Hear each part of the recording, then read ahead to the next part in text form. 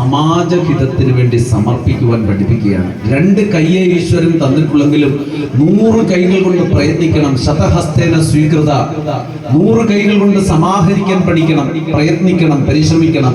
എന്നിട്ടോ സഹസ്രഹസ്തേന വീകിര, 1000 കൈകൾ കൊണ്ട് കൊടുക്കുന്ന മനോഭാവം നമ്മളിൽ വന്നു ചേരണം. അങ്ങനെ ഉണ്ടെങ്കിൽ ഇവിടെ ആരും ദുഃഖിക്കേണ്ടി വരില്ല എന്ന് തിരിച്ചറിയാം. എന്നാൽ കിട്ടുന്നതൊക്കെയും ഇങ്ങോട്ട് പോരട്ടെ എന്ന ചിന്തയിൽ ഉന്നത സ്ഥാനമാനങ്ങൾ അലങ്കരിക്കുന്ന ആളുകൾ മുതൽ അവരുടെ കുടുംബക്കാരുടെ ഉയർച്ച ഉണ്ടാകട്ടെ എന്ന് ആഗ്രഹിക്കുമ്പോൾ ഇവിടെ സാധാരണക്കാരൻ പിന്നെ എങ്ങനെ ചിന്തിക്കുമെന്ന് ഓർക്കുന്നു. ആരാണ് ഇതിന് മാതൃകയായി നിലകൊള്ളുക?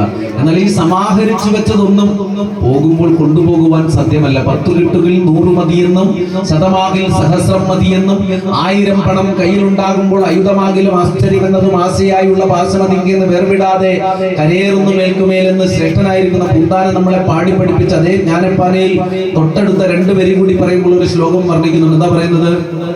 അടുത്ത ശ്ലോകം ഏതാ? ചത്തുപോകുന്നേരം വസ്ത്രം ഇതുപോലും ഒത്തിടാ കൊണ്ടുപോകാതൊരുത്തത്.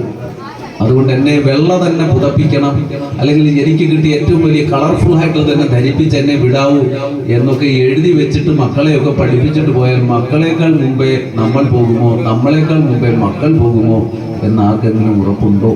കിടന്നുറങ്ങുമ്പോൾ ഉണരുന്ന സമയത്ത് നമ്മളുമില്ല, അയൽവാസികളുമില്ല, ഒരു പ്രദേശം മുഴുവൻ ഒരുമിച്ച് പോകുന്ന അവസ്ഥയുള്ള ഈ പ്രപഞ്ച ശക്തി ഇവിടെ നിലനിൽക്കുമ്പോൾ നമ്മൾ തിരിച്ചറിയണം, നമ്മുടെ മനുഷ്യ ജന്മത്തിന്റെ സഫലത പരോപകാര ധർമ്മമാണ്. അതിൽ